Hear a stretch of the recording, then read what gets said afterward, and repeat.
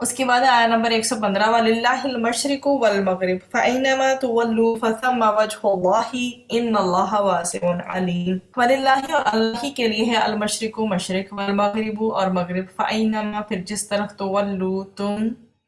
منہ کرو گے فَثَمَّ تو وہی ہے وجہ چہرہ اللہ ہی اللہ کا ان بے شک اللہ اللہ واسع وسعت والا ہے علیم خوب جاننے والا ہے۔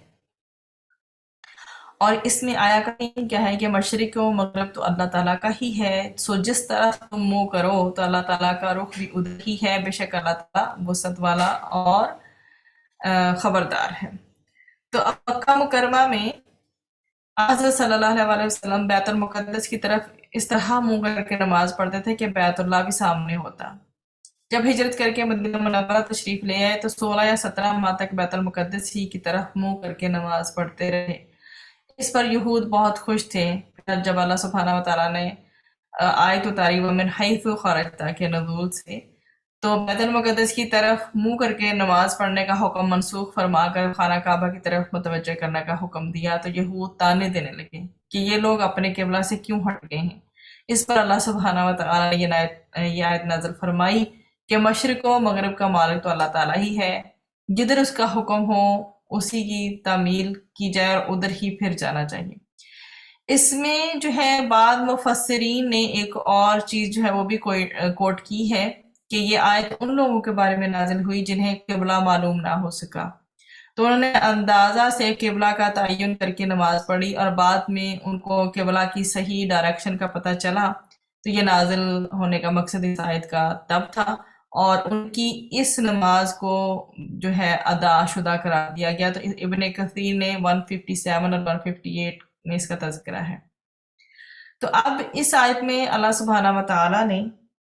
نبی کریم صلی اللہ علیہ وسلم اور صحابہ کرام کو مکہ سے نکالے جانے پر تسلی دی ہے کہ اگر کہ کافر تمہیں مسجد حرام میں جانے سے روکیں تو تمہیں کسی قسم کا رنج و ملال کرنے کی ضرورت نہیں، مشرق و مغرب سب اللہ تعالیٰ ہی کے لیے ہے، اللہ تعالیٰ نے تمہارے لیے پوری روئے زمین کو مسجد بنا دیا ہے، تم جہاں چاہو نماز ادا کر سکتے ہو۔ اب اس کو ہم چنکس میں ذرا دیکھ لیتے ہیں۔ شروع میں دیکھیے وَلِلَّهِ الْمَشْرِقُ وَالْمَغْرِبُ فَأَيْنَمَا تُوَلُّوا فَثَمَّ وَجْهُ اللَّهِ، اللہ تعالیٰ نے خاص طور پر ایسٹ اور ویسٹ کا یہاں ذکر فرمایا۔ تو مشرق اور مغرب جو ہے دونوں ہی عظیم مقام ہیں جہاں سے روشنی طلوع اور غروب ہوتی ہے۔ تو جو رب مشرق و مغرب کا مالک ہے وہ ساری ڈائریکشنز کا مالک ہے، ساری سمتوں کا مالک ہے۔ عبداللہ بن عمر رضی اللہ عنہ بیان کرتے ہیں کہ رسول اکرم صلی اللہ علیہ وسلم مکہ سے مدینہ جا رہے تھے تو دوران سفر میں آپ اپنی سواری پر جدھر بھی اس کا رخ ہوتا نماز پڑھ لیا کرتے تھے۔ تو اسی سلسلہ میں یہ آیت نازل ہوئی۔ تو اس میں یہ کہ نفل نماز جو ہے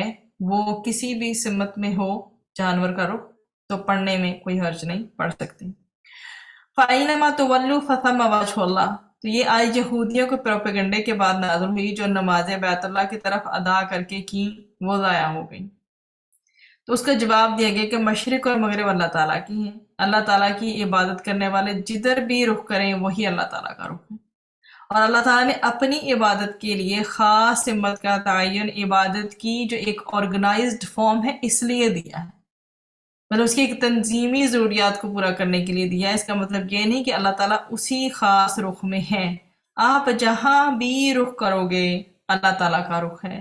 لیکن شرط یہ ہے کہ اس جانب رخ پھیرنا اللہ تعالیٰ کے حکم سے ہو۔ فَثَمَّ وَجْهُ اللَّهِ سے اللہ تعالیٰ کے چہرے کا ثبوت ملتا ہے، مگر جیسے اس کی ذات کے لائق ہے یقیناً اللہ تعالیٰ کا چہرہ مخلوق کے چہروں کے مشابہ نہیں ہے۔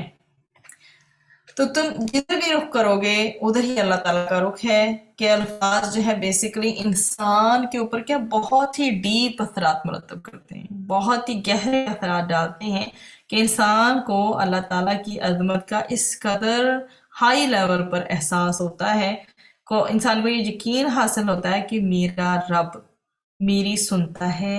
مجھے دیکھتا ہے اور میری دعائیں قبول کرتا ہے، مجھ سے دور نہیں ہے۔ ان اللہ واسع علیم، تو اللہ تعالیٰ کیا ہے وسیع فضل والا ہے اس نے اپنے علم و فضل کی وسعت سے اپنے احکامات میں بہت وسعت رکھی ہے۔ اللہ تعالیٰ علیم ہے، وہ اپنی مخلوقات، ان کی ضروریات، ان کی نیت اور ان کے حالات کو جانتا ہے۔ اللہ تعالیٰ واسع ہے، وہ اپنے وسیع فضل سے ہم سب کی اطاعت کو جو ہے وہ قبول و منظور فرماتا ہے۔ تو اللہ سبحانہ و تعالیٰ نے اس آیت میں واضح طور پر جو فرمایا وہ یہ کہ اللہ تعالیٰ کوئی جسم نہیں جو کسی خاص مکان یا کسی خاص سمت میں مقید ہو اور دوسرے کسی مکان یا سمت میں یا ڈائریکشن میں موجود نہ ہو۔ اللہ سبحانہ و تعالیٰ تو زمان و مکان سے بالاتر ہے، ہر وقت اور ہر جگہ اور ہر سمت میں موجود ہے۔ اس لیے اس نے تمہارے لیے جو قبلہ متعین کر دیا ہے تم اسی کی طرف رخ کر کے نماز ادا کرو۔ اگر فرائض کی ادائیگی کے وقت دشمن کے خوف سے قبلہ کی طرف منہ کر کے نماز نہ پڑھ سکو یا کسی اندھیری رات یا جنگل میں قبلہ کی سمت معلوم نہ ہو سکے اور تم اندازہ سے قبلہ کا تعین کر کے نماز پڑھ لو اور بعد میں معلوم ہو کہ قبلہ کا تعین صحیح نہ تھا، یا سفر میں نوافل پڑھنا چاہو اور سواری کا منہ جو ہے وہ قبلہ کی طرف نہ ہو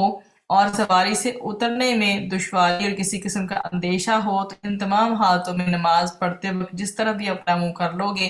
تمہاری نماز درست ہو جائے گی اور تمہیں اللہ سبحانہ و تعالیٰ کا کیا قرب اور حاصل ہوگا، اور نبی کریم صلی اللہ علیہ وسلم کے حکم کی پیروی بھی ہو جائے گی۔ تو اللہ تعالیٰ نے یہ وسعت اور سہولت میں اس لیے عطا فرمائی ہے کہ وہ بڑے وسیع علم والا ہے۔ تو اس میں اللہ سبحانہ و تعالیٰ نے یہ کنڈیشنز بتا دی ہیں۔ اول فرض نماز کے لیے قبلہ رخ ہونے کی پوری کوشش کرنی چاہیے، لیکن سفر ہو، کوئی دشواری ہو، کوئی خطرناک معاملات ہو، جنگ کے معاملات ہو، کوئی ایسا واقعی میں جو ویلڈ ریزن ہو اس کو مد نظر رکھتے ہوئے اگر مجبوری کی صورتحال میں قبلہ رخ نہیں بھی ہو سکا انسان تو اس کی نماز پھر بھی ہو جائے گی۔ سپوز اگر کسی کو پتہ ہی نہیں چلا کہ میں نے جس طرف کل نماز پڑھی تھی وہ قبلہ تھا نہیں، اگلے دن واضح ہوا، تو اس میں بھی اس کی نماز جو اس نے ادا کی ہے وہ ہو جائے گی۔ لیکن یہ کہ نفل نماز میں بہت ساری رخصتیں ہیں کہ قبلہ رخ نہیں بھی ہیں یا بیٹھے ہوئے ہیں سواری پر، آپ نماز ادا کریں، لیکن جو بات ہے فرائض کی اس میں یہ اول کوشش ہونی چاہیے کہ قبلہ رخ ہو سکے۔ اگر پاسبلٹی نہیں نظر آ رہی تو پھر نماز تو نہیں چھوڑنی نا، نماز ادا کرنی ہی ہے۔